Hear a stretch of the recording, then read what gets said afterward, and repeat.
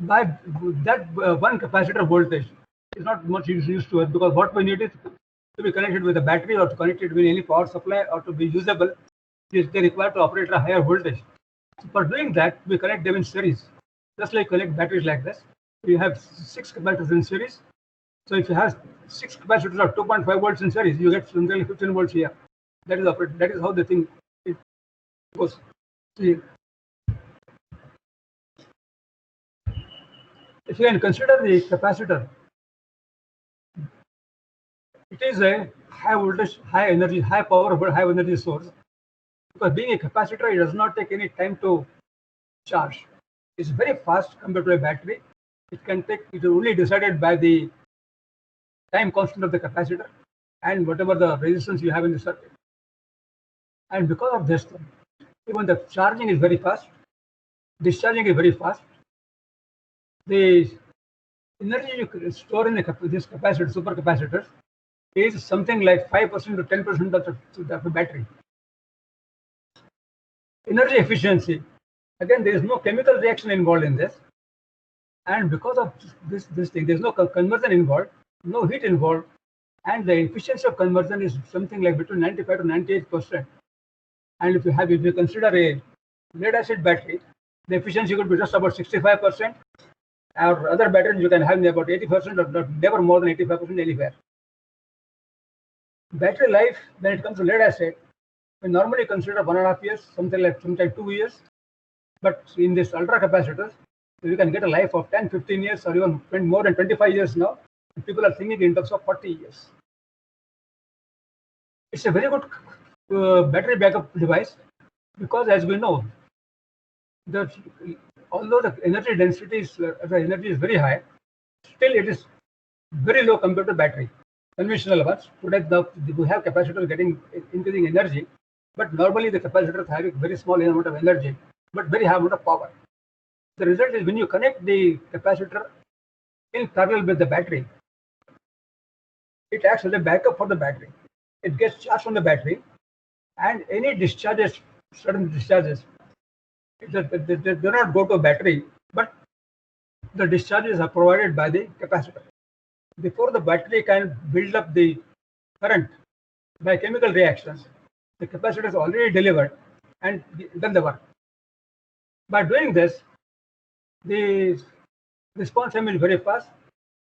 The battery is relieved of the sudden discharges, of deep discharges, so battery life goes up quite a bit. For the same energy level, weight of the ultra capacitor is about 1/5 that of the battery.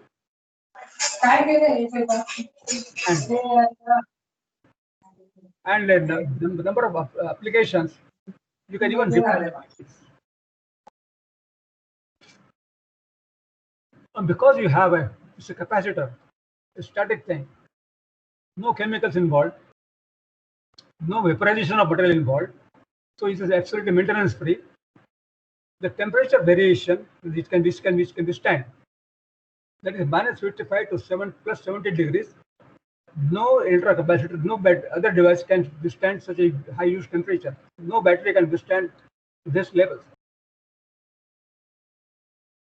These capacitors are also finally used in some remote places where you have undersea device ships and all, or you got to go high up in the mountain where batteries become unviable or unreliable. When the capacitors do not have any material which are harmful to the environment, so they're absolutely eco-friendly. Considering batteries, just a comparison will show something like this. When it comes to cycle life, you have two different types of capacitors. So you have cycle life going to millions. millions is it goes to some millions of operations. You can, in fact, it goes to more than that. Energy density, although here is quite high, but in this case you can see that the energy density is quite low. So when it comes to lithium ion, but when it comes to lead acid battery, this comes down to just about 35 to 45 watt-hours per liter. Operating voltages here are 2.7 volts, and maximum we can go to 4 volts. And from 4 volt, you can come down to minimum 2.5 volts. That means very permissible.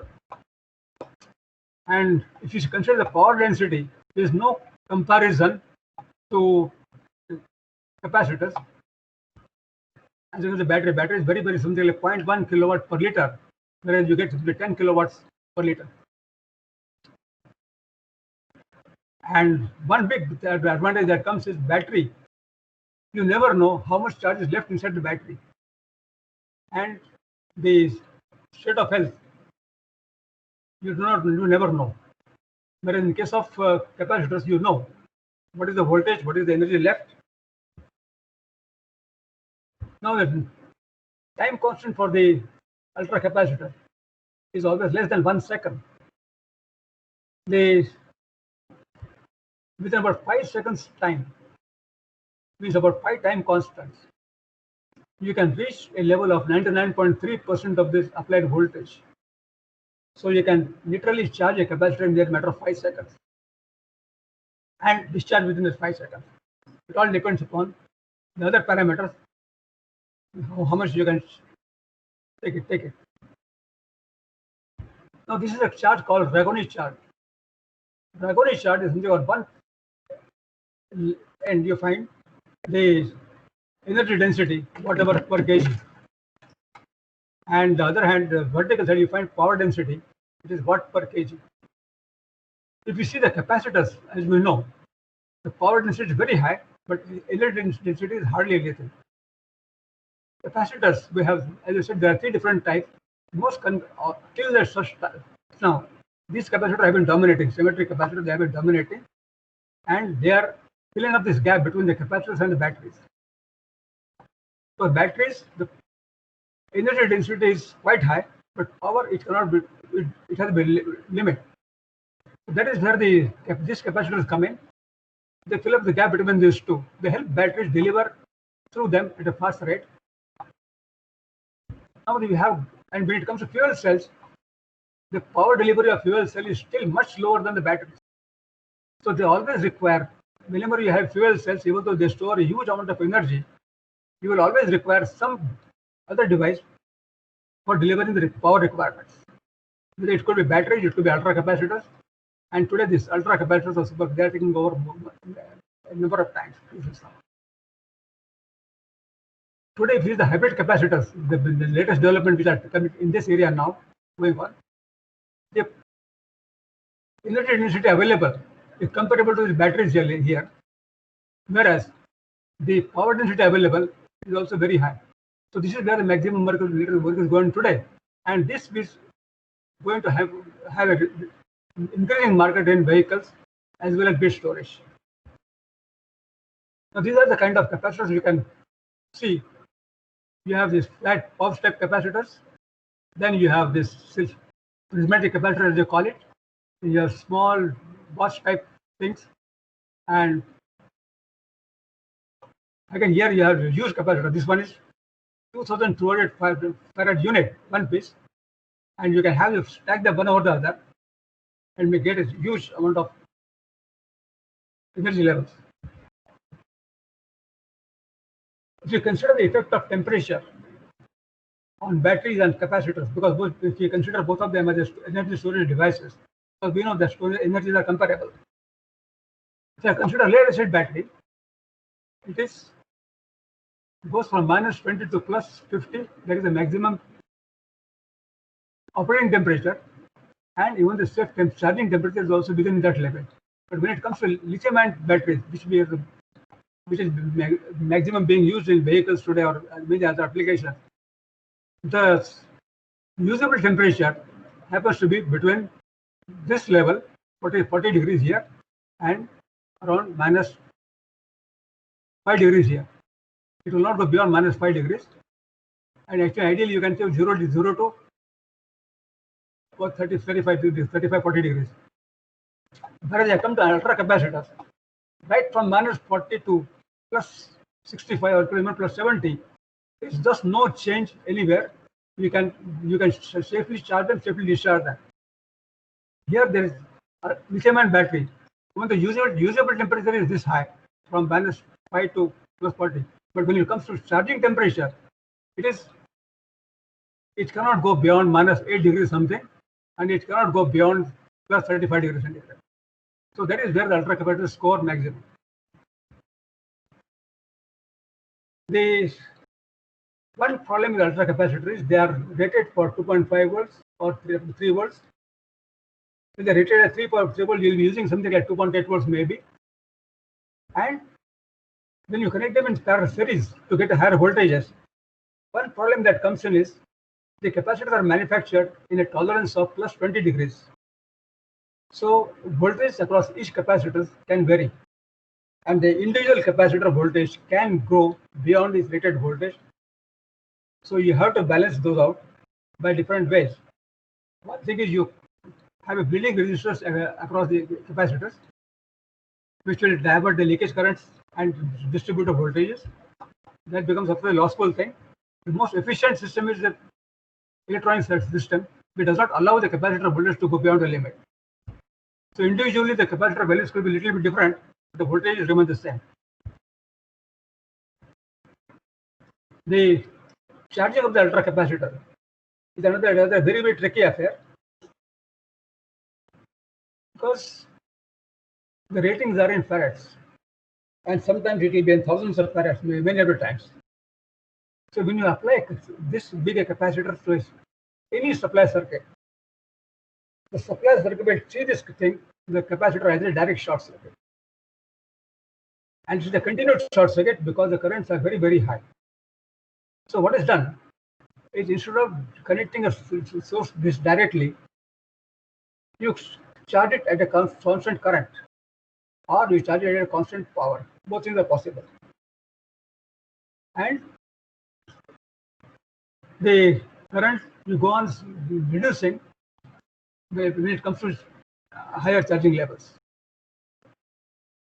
Here you have several electronic circuit design to limit individual cells in the chain, because you have several modules coming like that. So you have to control the charging.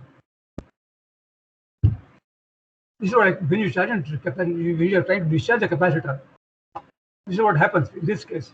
When you have initially, this is the voltage. As you start discharging, the voltage goes down. So when the voltage is going down, the capacitor in that case is simply not useful to run any of the devices we have normally common. So what the device will always require a constant voltage. So what is done is have a converter here, and this power converter sees that with all these changes in capacitor voltages, output voltage remains the same. Now this power converters, usually they work up to 25% of this capacitor voltage. Suppose you have 100, we have charged to 100%. We can go down to 50% of that. That is between 3 volts to 1.4 volts maybe. That is the range within which the power converter can work. Or if you have a 50 volt supply, or 50 volt, it can 25. Below that, it is the limitation of power converter, not the capacitor. So that limits this thing. The result is you are able to use 75% of the power of the capacitor, of the energy of the capacitor during this period time.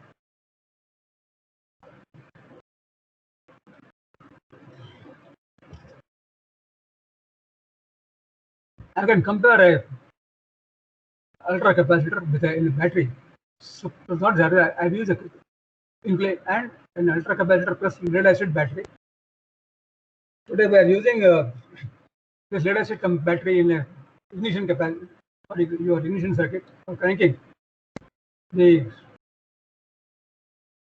car or a vehicle.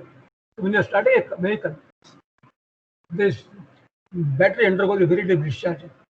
The battery size for a vehicle is decided by the worst possible condition faced by the vehicle during starting. Means the capacitor, supposing the vehicle has to start at -10 degrees centigrade, then you know how much the battery will degrade during that time. Then the vehicle will be standing on the slope. Again, you know what is the energy required for this, what is the power required for going up. So considering all those factors, the battery side is decided. So really, actually, the battery side if you can do with 18 ampere hour battery in the normal running, you have to go for battery about 3 sizes size, particular that size to take care of this factor.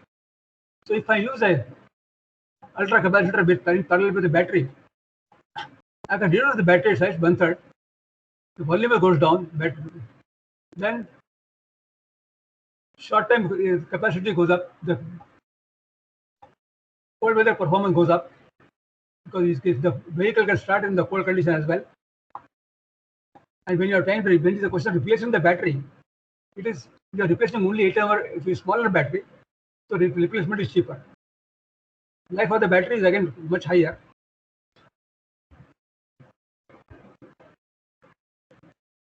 Today you get vehicles batteries running for two-wheelers. So here you have a unit with a battery plus ultra capacitors. This is a unit you get. This is available in Pune. That's one manufacturer doing that. So by doing this, you can use a smaller battery and with a better life. The ultra capacitor can be used, and it is being used at so many places for different applications in vehicle. The first application, as I mentioned earlier, that is the battery backup, and extending the battery life by doing that. The second thing that happens is the increasing cranking reliability, in the sense, even if the temperature is down, even if the battery is down, the vehicle can start in all conditions, including cold conditions. When you have very cold conditions, sub-zero temperatures, in diesel engines, sometimes you have to make the engine hot before you're able to start it. But you have ultra capacitor, it is not necessary. The vehicle will start with ultra capacitor itself. In most modern vehicles, you have the regenerative braking. That is, as the vehicle slows down, the kinetic energy of the vehicle is taken back and returned to the battery or the electric system. So for doing that, the ultra capacitor accepts that energy very fast, and then it can charge the battery in turn, or it can deliver it back to the vehicle when you are accelerating. So for a number of applications, you find this useful for even electric vehicles or hybrid vehicles. Then you have horns, radios, ACs. During AC system also you can use that, because when you start an AC, the load goes on the battery. So wherever there is a load going on the battery, a certain load going on the battery, that is taken care of by the ultra capacitor. When you have a power steering, even then the load goes on the battery. And some applications within the car, it can act as a standalone power supply. That is, it gets charged on the battery and keeps supplying that particular vehicle. In one car, you can use this capacitor at somewhere about 8-10 different places. Now you get some units of this which are available. Now the people have developed this thing, where you have an ultra capacitor and battery combination, and battery is saved from certain bursts in the. What happens is, when you are running a car in several number of countries, there is a rule that every red light you have to stop the car. So when you stop you have to stop the engine. So when your engine stops, the cracking load again comes to the battery. So the battery has to undergo anywhere between 50 to 100 starts in a day, and that is too much telling on the battery, because the battery cannot charge. It cannot take more than 700 to 1000 discharges, deep discharge cycles. So with every cranking cycle, the battery life goes down. That is where this thing comes in, and these units are now available, which increase the overall life of the battery as well, and the vehicle also perform better. So actually, we have taken a trial of this in Pune itself. We connected this connect. We see actually measured the voltage. The lead acid battery goes down to just cranking the car. So from a nominal voltage of 12 volts, when I'm using a battery, actual battery voltage went down something like 5.8 volts. It's so dangerously low because battery voltage is not allowed to go, it's not supposed to go beyond 10.8 volts. Here it is actually going to 5.8 volts. And again, it's the 1 second graph. At the end of 1 second, it has still not come down to back to the same level again. And between this time, again, you have second cranking again coming in from a different cylinder. So this is what happens. What we did, and this is the reason why the life of the battery goes down so fast. I connect one capacitor here, where we found that the voltage, instead of going to this level, was climbed to 10.8 volts. It did not go below 10.8 volts, and it recovered quite fast within good level. Then what we did was we increase the capacitor value again in parallel with the battery, and here we are from 12 volts within a matter of 100 milliseconds. We are back to the same voltage, the full voltage of the battery. Now this is what happens. In fact, you are simply not allowing the battery voltage to change appreciably through anywhere, and this is the reason why the battery life goes up, and the battery life can go up something like between 4 to 6 times.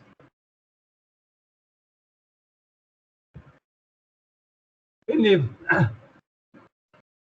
IC engines, you have so many different applications here available. You can just go through that. I will not give much time on this, but these are the things available for jump starting of vehicles. This is a vehicle this is a unit which is available for jump starting of trucks and buses in absolutely cold conditions. They are in common use in Canada or USA, in cold countries like that. And these are something which can be carried on the vehicle itself. As I mentioned, the start operations. This is the normal circuit which is applicable to you, available. So this is auto start capacitor. This is now available commercially. Of course, not in India as such as yet, but by using this, battery runtime goes up by 400 times, four times rather, and it increases the reliability of the engine starting. That is the basic thing. You never have to worry whether the battery is down, whether the temperature is down, whether the engine will start or not start. You don't have to worry at all. So this particular use as a battery backup, it is now almost universal in all the electrical vehicles.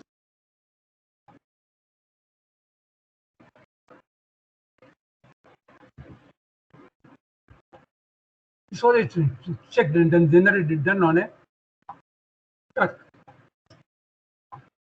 Now this particular thing is on using a battery. What was done was this battery along with the ultra capacitors. The total current that's taken is 915 amperes, but most of the cranking current is taken by the ultra capacitor. The 716 amperes is taken by ultra capacitor. The remaining 204 amperes is taken by the battery.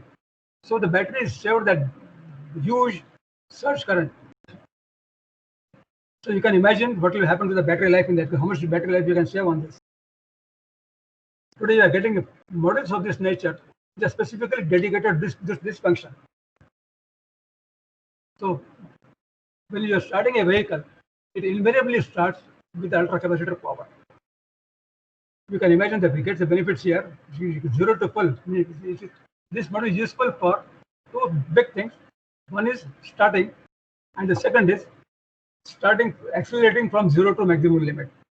This serves even during that period, because that is the time again in electric vehicles the load is maximum on the battery, and that load is taken up by the ultra capacitors here to a big extent. So here you see battery has the one benefit, that is high energy, but in all other respects it is the ultra capacitor which is useful. Today you have cars. This is a model Cadillac 2016. They are using this ultra capacitor for start-stop system as well as voltage stabilization, which does not allow the voltage of the battery to go up and down as the car moves. the voltage source stabilization, as they call it. The response time is just about 40 milliseconds, 400 milliseconds. This truck is also using the same system, and by using the system of this nature, because this is being used for, one is starting, the second is regeneration. So if you consider the energy saved because of regeneration, you have something like 32% saving. This KER stands for Kinetic Energy Regeneration System. This is useful for electric vehicles or fuel cells vehicles, either of them. This is a huge saving available. Today you have this system of being used in more than 2 million vehicles on road.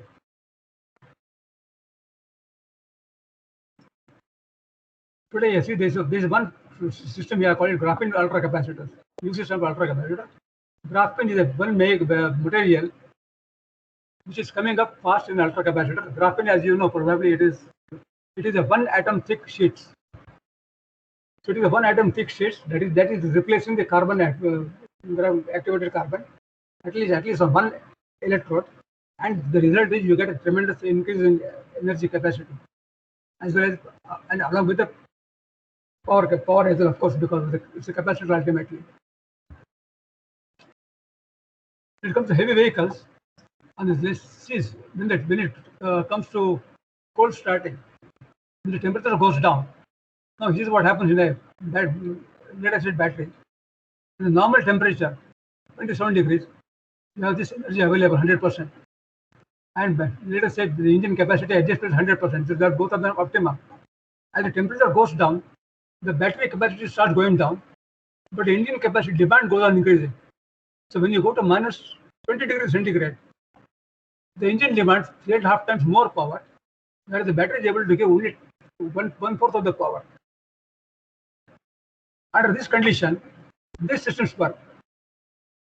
Now these two, as I said earlier, these are fitted in the vehicle itself, so they take care of starting the unit under these conditions in both of them. And in Canada or US, North US somewhere, you have units available where in the remote areas, such units are fixed up at certain locations, at garages or depots, where you have a series of trucks which can be started by this one after the other. You don't have to keep the vehicles running in the night, but they can be started by this, and this carries so much of energy. This contains battery as well as ultra capacitor.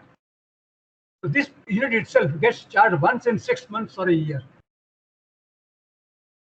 So it shows quite a lot there. In a automobile driving, these are the typical energies you require in different functions, and all these small time energy requirements are met by these capacitors. Now, these particular capacitors made by this company, they are based on nickel carbon. Means one is a asymmetric capacitor using nickel. This is a typical example of capacitor inside a vehicle. This is the size of a coffee table. This is, of course, today you don't have the combinations are different, but then this contains 144 capacitors in series, and this total forming about 390 volts. Each of these capacitors is of this type. There is 1500 volt, and this is the size of a Coca-Cola can. This small thing carries about 1500 farads. This was a couple of years back. Today, this same size will carry 3000 farads to 5000 farads. These capacitors are being used in hybrid power vehicles. Now, this is a vehicle, Toyota vehicle. It was in 2012. It was used in a racing vehicle. There is one event in Japan every year for endurance testing. In 2012, this particular car was a winner. So this has got IC engine plus ultra capacitor. There is no battery here, and it has got motors of 225 volts or 300 horsepower motor on the back engine side, and front motor here. The other motor we use for regenerative braking, recharging the capacitor. The total impact is something like 830 bhp. Now this particular car, it starts with ultra capacitor power. The engine does not start when you're starting a car. It starts with ultra capacitor power, takes up the big acceleration, and when the car is fully in full speed, that is the time the IC engine starts. And then the IC engine feeds the capacitor back, and whenever you require, the IC engine and this electric wave power, they can be combined to get higher power for acceleration. In Australia, they had something called Formula Zero car. This was basically made to promote fuel cell vehicles. So this is a small toy-like thing. So they had a small hydrogen cylinder here, and along with the ultra capacitor. Now this one fuel cell can give 8.2 kilowatt, but the ultra capacitor by itself can give 40 kilowatt per 8 seconds. And the emission, of course, because as you say, it is pure 0.3 millimeter of distilled water. Today's fuel cells cars. This is a car as of now, River Simple Rasa H2 two-seater car. In this car, you have a hydrogen tank for 1.5 kg, 300 bars, very high pressure, and the fuel cell in between. You have ultra capacitor fitted here in this space by the power backup. And because as I said, the fuel cell cannot give that much of power, although it has a high energy, so it requires ultra capacitor support for power. You get a range of 300 miles.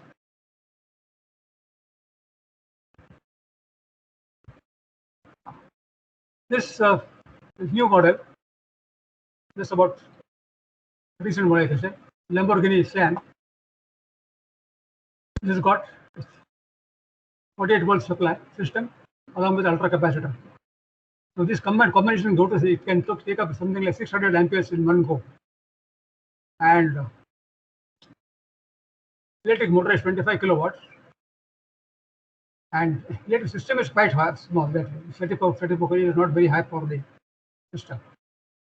But it gives a huge power of 602 kilowatts and 350 kilometers per hour. That's the range. That is the speed. And in 0 to 100 kilometers, the speed is just about 2.8 kilometers. This one is just getting launched next month. And that is hydroelectric supercar. And here it is again, this is the fastest possible acceleration, 0 to 96 kilometers, 2.2 seconds. And the speed of 356 kilometers per second. And when one charge, this can go to 1,600 kilometers. So that is possible only with fuel cell capacity. And this refill time for hydrogen is about 5 minutes. Now this is one huge ultra capacitor modules for buses. You can see altogether this comes to about 220 kilogram or 262 liters of volume. And this particular has got so many different fans here. Then the terminals, temperature sensors, fuses, back terminals, ventilation load. This is all a question of something like a battery management system. This particular thing used in these buses. This bus has been used in China since 2004. It's a 41-seater bus plus a driver, and you have this pantograph structure here on the top. Very along the route. Once it is charged, it goes to 3.5 miles or something like 5.5 kilometers in one go. In between, you have another station coming up like this. This is called umbrella stop. And it goes on like that. If it is at bus stop, the charging time is only about 30 seconds. But if it is charging from the zero at comfortable speed at a depot, it can take maximum 6 minutes. But these are fast chargers. Here for the ultra capacitor, they get charged in 30 seconds time. So every third, fourth stop, you have a system like this. This is, and so far, right from 2004, the bus did not have any failure till now. And compared to lithium-ion batteries, this is much cheaper because there is no energy storage involved into a great level. The same bus, another model, they have a ultra capacitor plus battery that is for a longer route, and it goes 45 miles with one charge. Now this bus is now being used in China as well as in the USA and other places. It does not have any battery.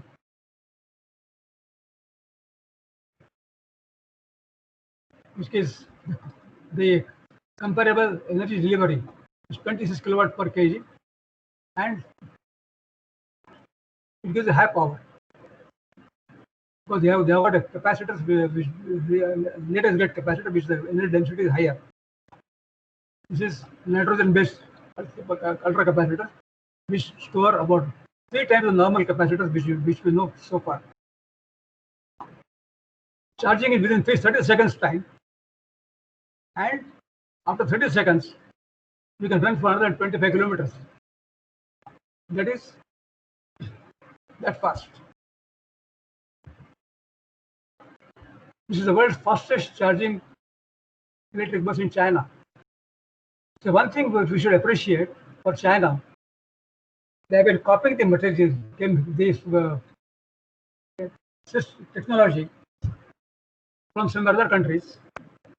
Ultra capacitor, most of the development took place in Russia, America, France, Korea, but maximum applications started coming first, major applications started coming in China. So this is the fastest charging bus in China.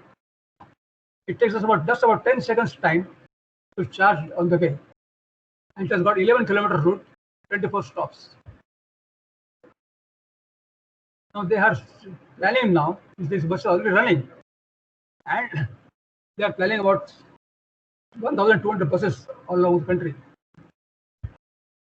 This bus in Belgium is a hybrid bus, and this is a fast charging. It's a long route. This is a Bulgaria bus, and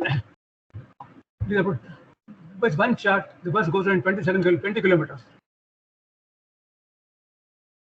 So, and when you come back to terminal, charge it again. So the charging at terminal does not take much time, and when you have it, normally 20-kilometer road, most of the cities circulation route on the city, it does not cover 20 kilometers. It is always smaller than that generally. End to end will not be 20 kilometers, but when you have to go more than that, in between you have station limit for charging.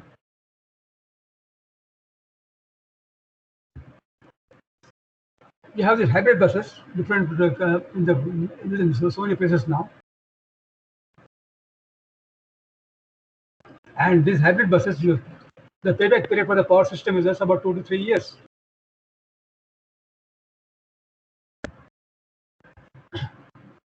This bus in Switzerland, ABB, we call it TOSA. This bus is already coming into India, and probably they are planning a similar bus in Ahmedabad now. But this one, this is a hybrid bus. The charging is en route only just 15 seconds. That is the fastest possible for the hybrid bus, and 600 kilowatt. Now, for charging, such a huge power. Now, this huge power for charging is available only through ultra capacitors. No battery system can charge that fast. And even for onboard charging on the vehicle itself, you require ultra capacitor again to support the battery, take care of this thing. So, flash charger on the route, they deliver 600 kilowatts for 15 seconds, whereas at bus depot, you can charge it slowly within a matter of 3 to 5 minutes.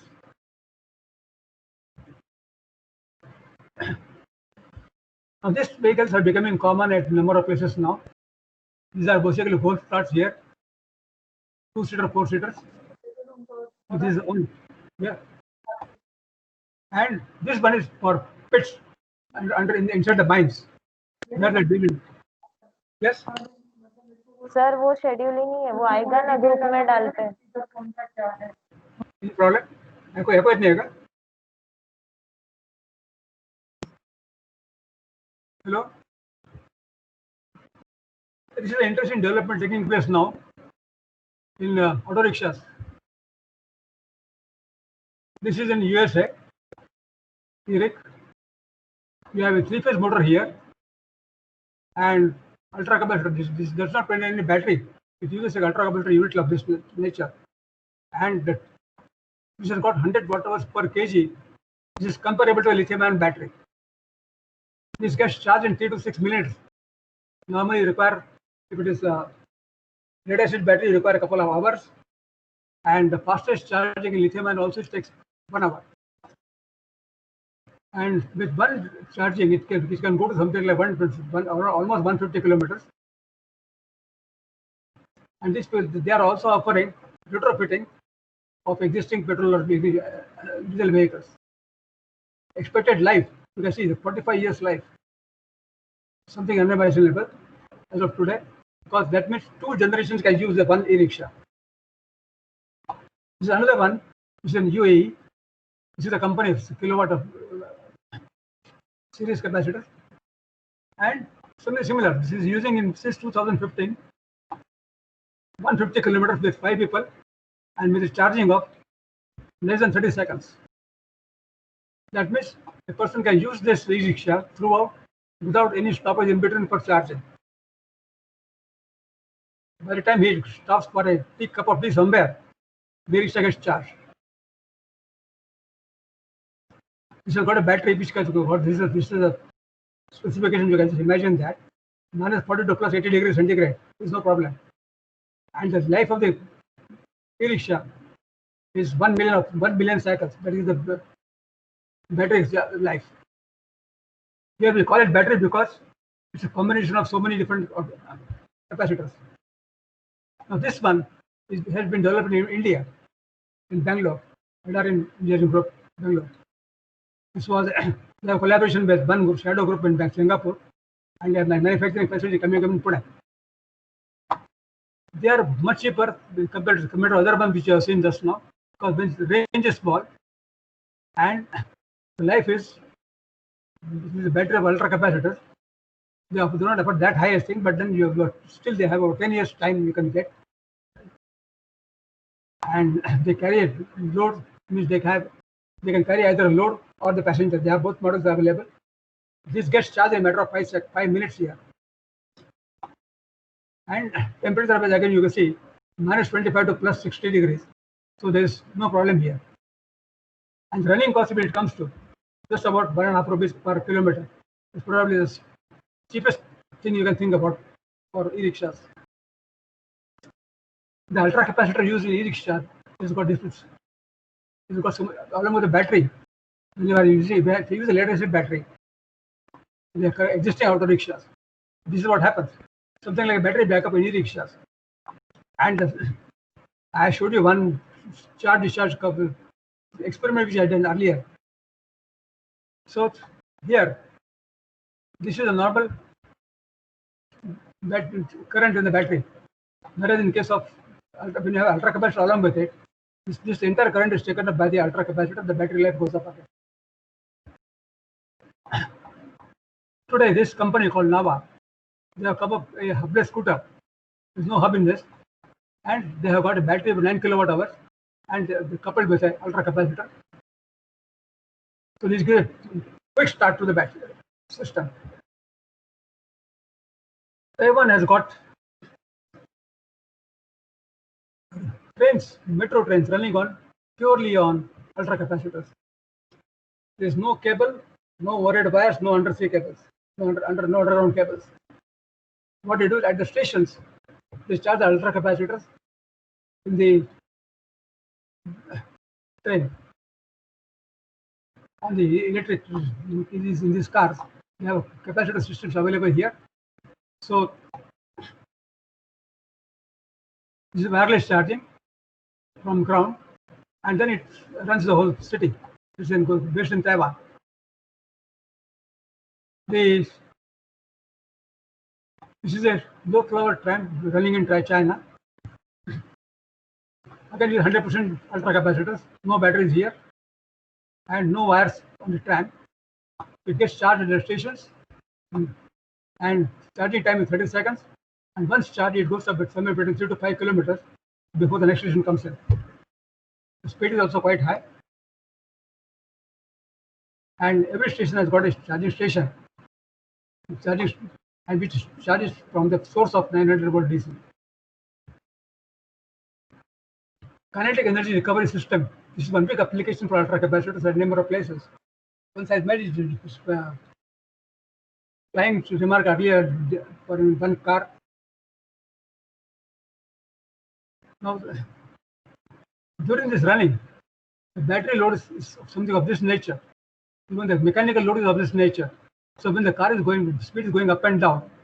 During this speed, the energy is taken back to the battery here, or this is supercapacitor inside, located inside battery car, and you save a good amount of energy here.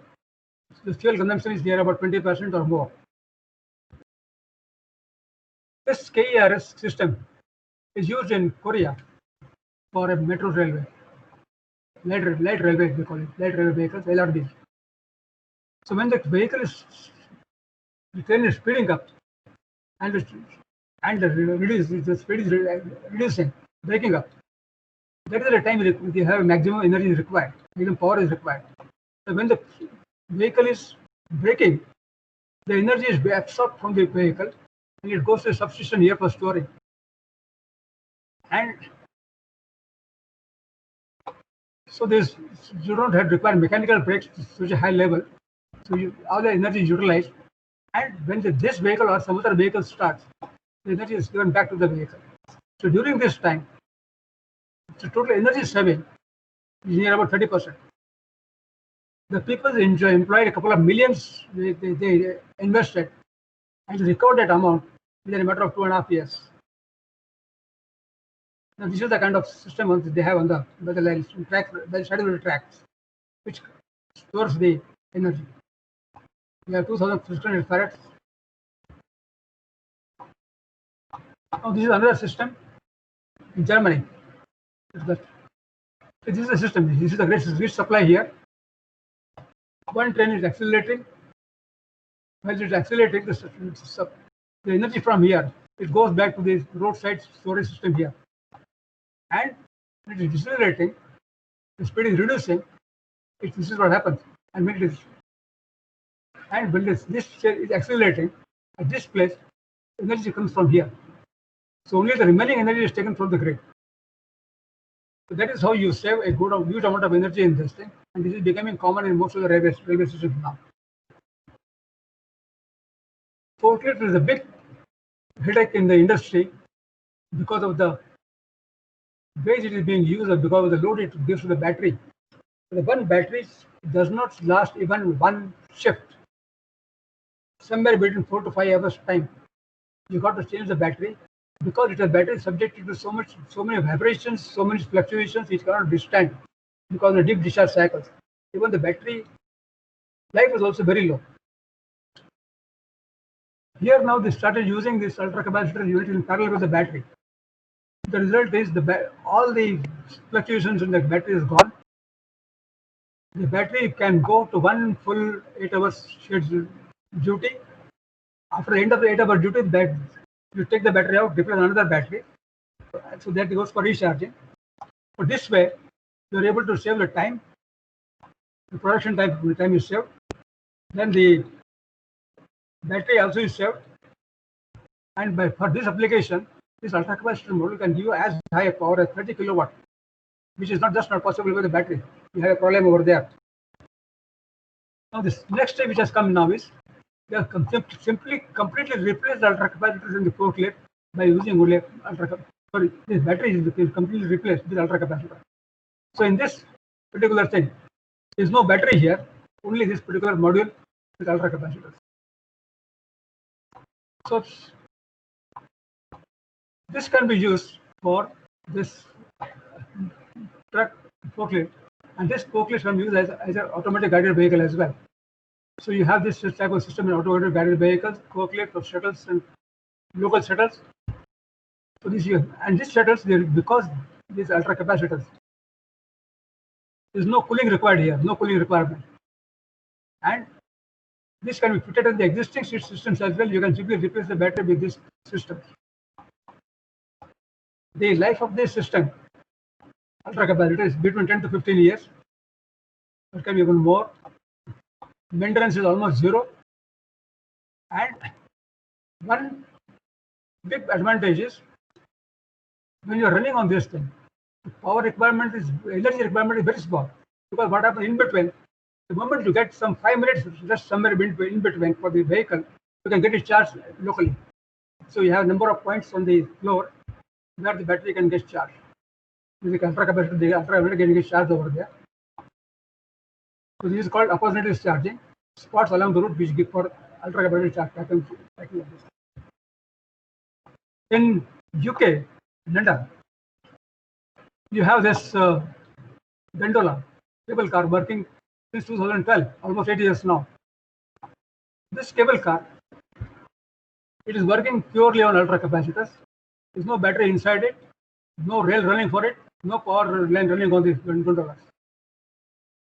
So what they do at each end is charge the ultra capacitor on the top here, and this capacitor, the energy which is available there, it takes it across the Thames, and then the capacitor gets charged at the other end afterwards. Now this particular advantage is anywhere between -40 to plus 65 degrees. Means whatever the temperature of the surrounding, there is no effect on the gondola working. Charging time is just about a few seconds, and the journey time is only 5 seconds. It's about 1 kilometer long, and it's 90 meters above the river. And this capacitor, it is supporting the ventilation, ACs, entertainment systems, Wi-Fi, interior lighting, videos, and as well as emergency power supply. So everything is supplied by the ultra capacitor. There is selected ultra capacitor because the battery is simply not possible in that condition. It is too heavy. It is not possible to charge so fast, and it requires frequent replacement. Now this ultra capacitor is working for last 8 years, no replacement, no problems, and it will last maybe another 20 years. We don't know. This is another huge example. You can the power requirement you can see here. This is in Shanghai, China, Shanghai port. Now this particular gantry crane, it is about this port is about 32 kilometers from Shanghai, main city. So they have 32 kilometer long 11 kV lines supplying this system, crane system. There are 26 cranes of this nature. Each crane is drawing about 500 kilowatt. You can imagine the load it will have on the 11 kV line. That 11 kV line used to have suffered a lot of fluctuations, a lot of problems all along. There's so many instabilities and all. So what they did was they put a ultra capacitor schedule here on the gantry crane itself. And this schedule, each one or every crane, this can supply 500 kilowatt per crane. And this gets charged from the 11 kV line afterwards. So 11 kV line is feeding the capacitor, not the gantry crane. So that takes off all the fluctuation, voltage fluctuation, all the sudden loads on the frequency fluctuation on the 11 kV line. The whole thing gets stabilized there.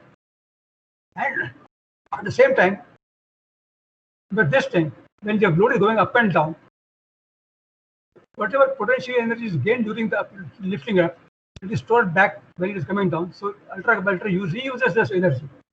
So what happens is, apart from stabilizing the whole system, they are using 70% of the saving in the fuel. They are saving 70% of energy, which otherwise goes waste.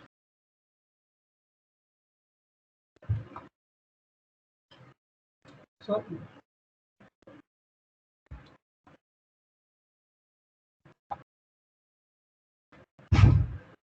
So this is one of the largest ultra capacity installations in the world,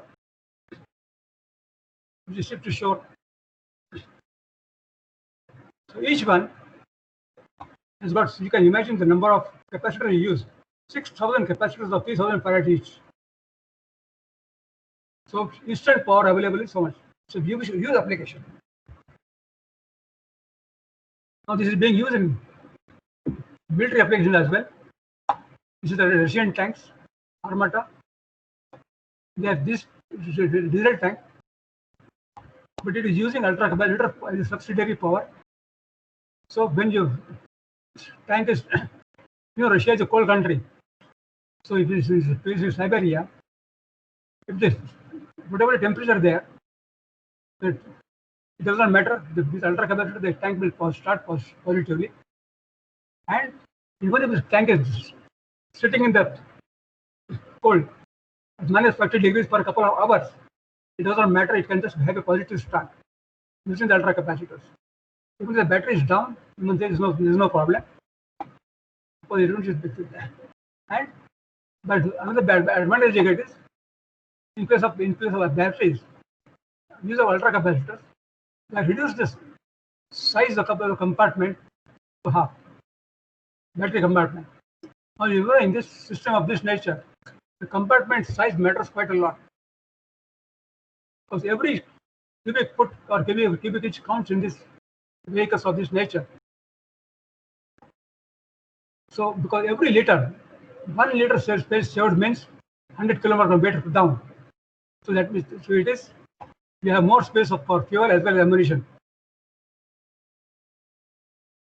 So this is new technology coming. This has just come up now. This is another marvelous technology, again using for warfare.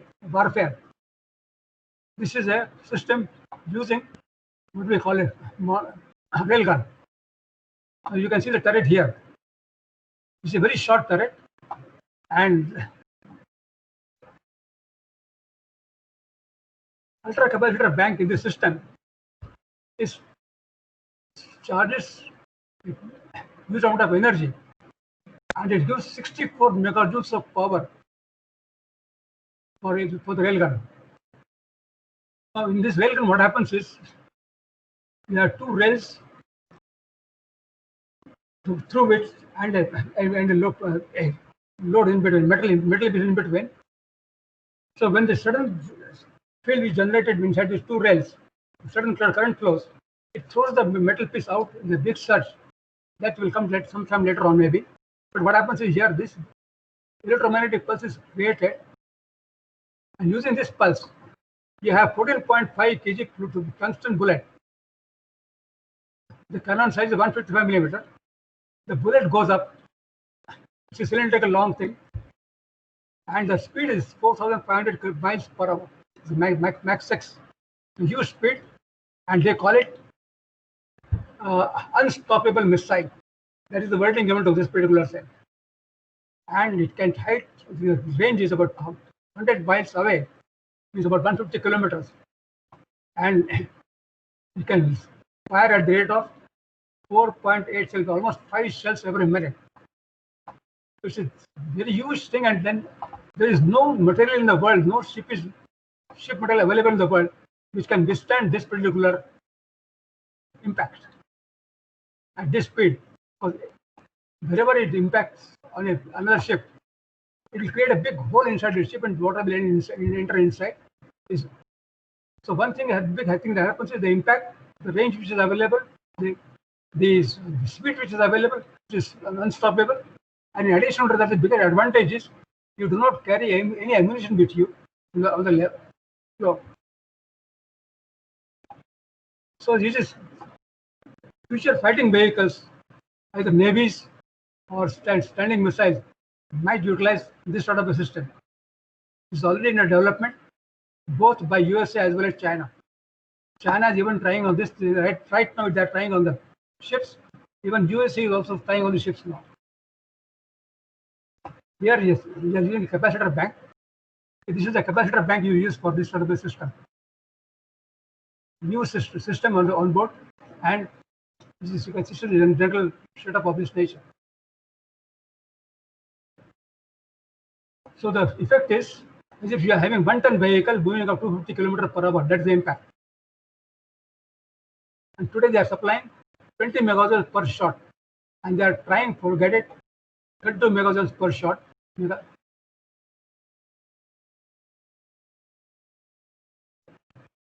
This container, they call it pulse power container. That's the name given to this container.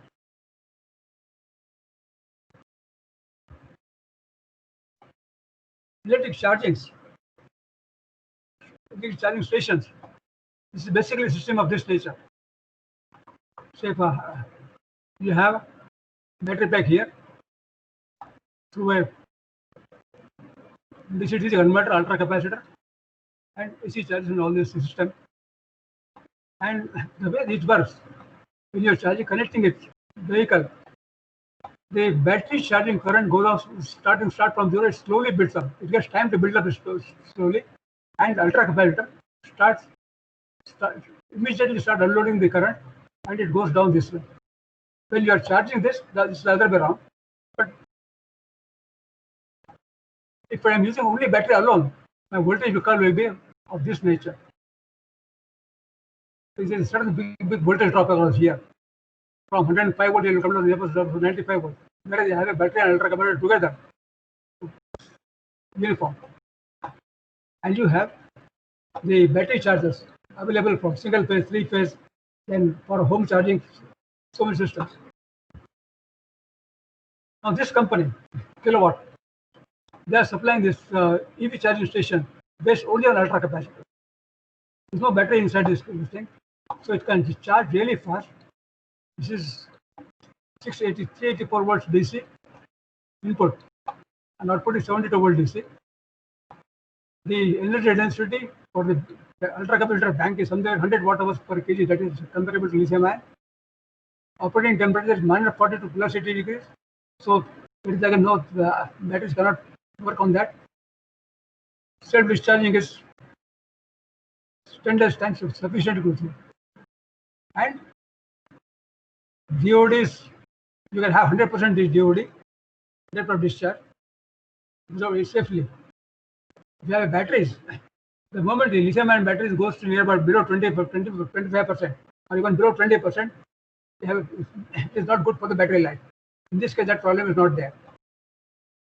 The system of lifespan for the system is near about 5 lakh cycles or 45 years.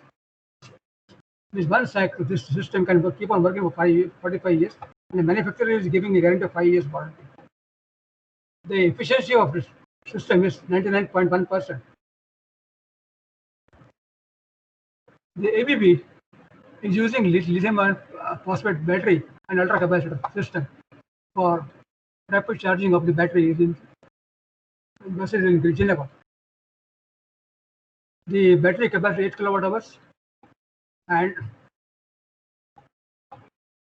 the ultra capacitor is used for accelerator the charging as well as discharging into the vehicle. For ultra capacitor market as such, if you consider, it's a CAGR, cumulative growth rate annually, 30%. That is the predicted growth. And it is uniform right up to 2025, and it will keep on growing. In India, you can see it is today we have this market for this much. It is growing about the rate of 22%. Means even in India we have a huge growth. Today, unfortunately, we have only some 2 manufacturers coming up with ultra capacitor in India now. They are in the planning stage of at different stages of production, and maybe another 6 months to 1 year, we will have at least one person in India who will manufacture the ultra capacitor here. But we see that there is a big opportunity in this area in India. To see the future, I will just skip on this. There is something called ultra battery, where we use ultra capacitor technology to assist the battery. Part of the battery, let us say battery electrode, is converted to ultra capacitor, and that way it is able to discharge a high power without any DOD getting affected. And basically, it is a VRLA battery, in which the electrode is converted to ultra capacitor partially. There are some people manufacturing this. One is Furukawa, the second is Penn. In India, we have Exide batteries manufacturing this. The cost of this will be much less than the lithium ion. And you can imagine this, you can see the figure. This particular bus with a car, it was tested for 1 lakh miles, that is 1,60,000 operations. And after 1 lakh operations, 1 lakh million, or rather 1 lakh miles, they found the battery in the original conditions, not much of a variation there. And you can see in Furukawa, power output is 500 to 600 watt per kg. It's very high. It's not possible with lead-acid battery normally. And there's another company, 7R battery, it gives 1000. This particular technology. This is the system I showed you here. One side is lead-acid battery here. This is a capacitor. This is a battery, and here is a combination for ultra capacitor. One is the battery plate itself. Second one is this is a battery plate, and this is ultra capacitor here. This is how it works. And here, if you see the cycles, the cutoff 7.2 volts means the life of this thing. We have 15,000 here cycles here. Here 75,000 cycles here. It is that's 5 times difference it makes. And this particular thing, people have been thinking of using it in countries like India and hot countries where lithium ion has got its own problems because of the weather conditions. Thank you. Any questions, please?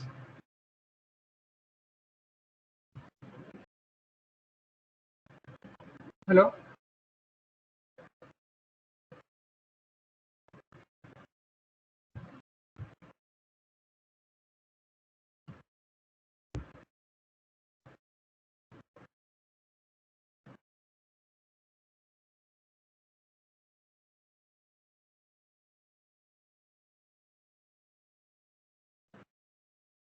Hello?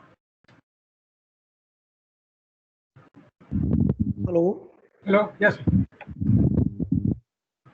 I can take questions now.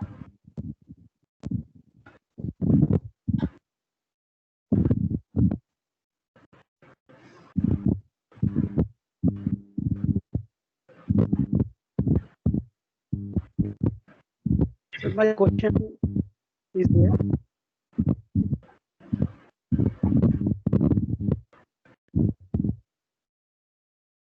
May I ask any question?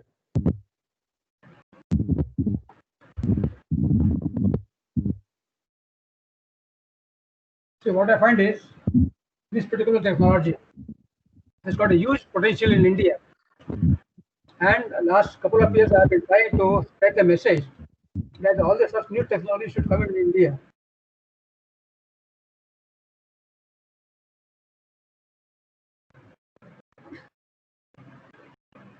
Today we have ultra capacitors coming in using so many different technologies. Something using lithium ion, some using graphene, some using nickel, and so many different electrolytes coming up. And there's a possibility that in number of vehicles tomorrow, we find ultra capacitors more than the batteries.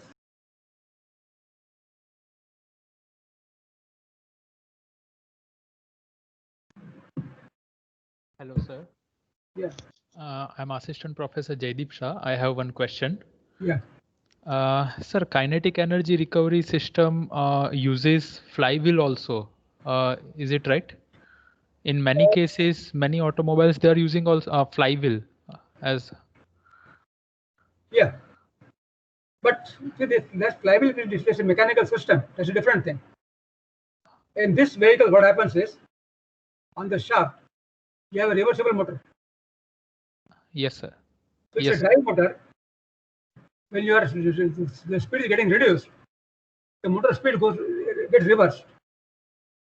And instead of motor, it's actually a generator. And the mechanical energy from the car is getting fed back into the ultra capacitor or the battery. Kinetic energy recovery, there are two things. One thing is your mechanical kinetic energy storage. That involves flywheels. Yes, sir. Yeah. Sir, other question is, in one of your slide, you mentioned that Kepa bus recharging at a bus stop, it is having 40%. It is less expensive. But my question is, generally ultra capacitor is having low specific energy. So for long distance, it is not suitable. So we might need ultra capacitor charging at every station.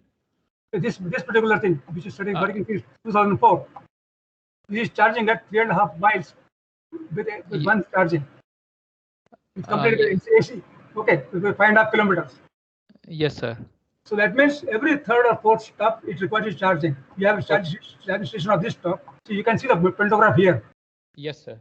Yes, So sir. Yes. at that station, the pantograph goes up, and by the time the passengers go in and out, Yes. it takes about 30 seconds time at the most. Yes. During that time, this thing gets charged. Yes. So every time we have to charge at every stop. Not every stop, every third, fourth stop. This is the first trip. Not today. This one which is coming. This is Yes, going. sir. This has a 25 kilometers it goes before you require charging. Yes, sir. This bus is going 25 kilometers.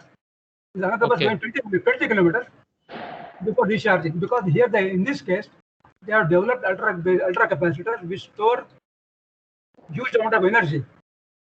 The storage energy in ultra capacitor is something like 100 kilowatts, 100 watt hours per kg, which is almost more than 3 times that of lead acid battery, and somewhere slightly below the lithium-ion battery.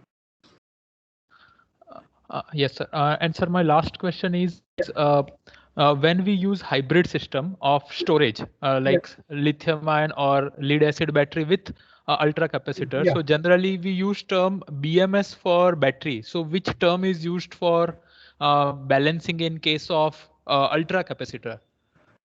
See, generally, you can say effective system is that you are having ultra capacitor directly in parallel with the battery. Okay. So ultra capacitor itself, I showed you one unit here. This particular, you have seen this. Yes, sir. This particular unit, it comes along with everything. He's got a fan here, temperature sensors. So you have a system here itself in itself, and you have another similar system for battery. So, sir, actually, I will not call this strictly a BMS because BMS also involves detecting a faulty unit. Yes, sir. That question does not come in here. Okay. And even the temperature rise in case of ultra capacitor is hardly anything. Okay, sir. Right. Okay, thank you.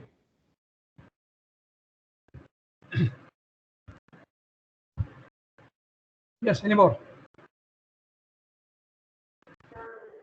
Yes, sir. Myself, Hemant Kumar Rajput. Yeah. I want to ask something. Yeah. Sir, my question is that in your slide you have mentioned ultra capacitor may be charged by the discharge battery. May it affect the life of the battery in that case? No, see what happens. Suppose a battery discharge, it will still have some voltage available across it. Yeah. Whatever that voltage is, the ultra capacitor gets charged to that voltage. See what happens. But it may affect the life of the battery or not? Need not. But ultimately, somewhere it will affect because what happens is ultimately you allow the battery to go dead. So that means you are affecting the battery anyway. Okay. See, let us say I'm having a lead acid battery. It is charged to 10.8 volt, let us say. Yeah. That is the minimum limit. It is permissible. Okay. Normally, you do not allow that battery to come to that level. Yes. But when you have, let us say you have a battery even at 11 volts, that will not start a vehicle. But if you have a battery connected across with a ultra capacitor, whatever current that battery can supply, the capacitor gets charged. the capacitor will get charged from whatever current the battery is able to supply. Yes. And that is sufficient to start the engine. And when the engine starts, that vehicle will recharge the battery again. Yes. Yes. Your ignition system, normally the car system, once the car starts, the car will keeps the battery charged. So that process will start again. Yes. Okay. Thank you, sir.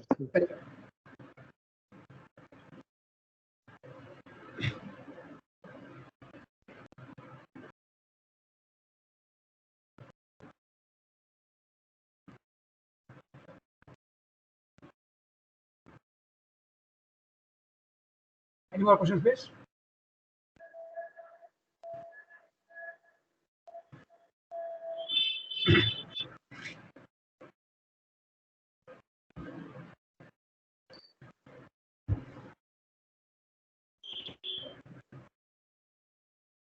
What you are seeing is my book here on capacitors, which gives everything in detail. But of course, after that, there's a lot of developments because it was been 6 years back.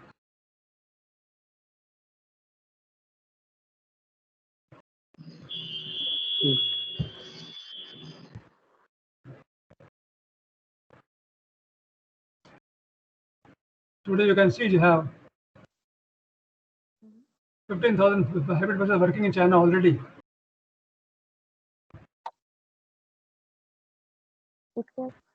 Yes.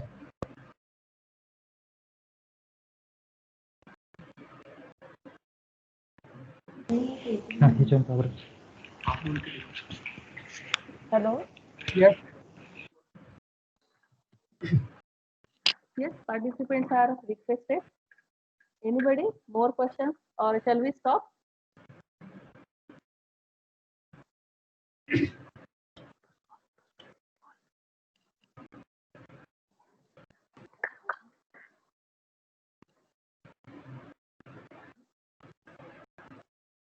So I think no one has questions. So we'll be ending up with the session. Okay. Thank you, sir. So Welcome. next session will be starting out at 3 p.m. sharply. So be there on time. Thank you. Welcome. Okay. It's all right.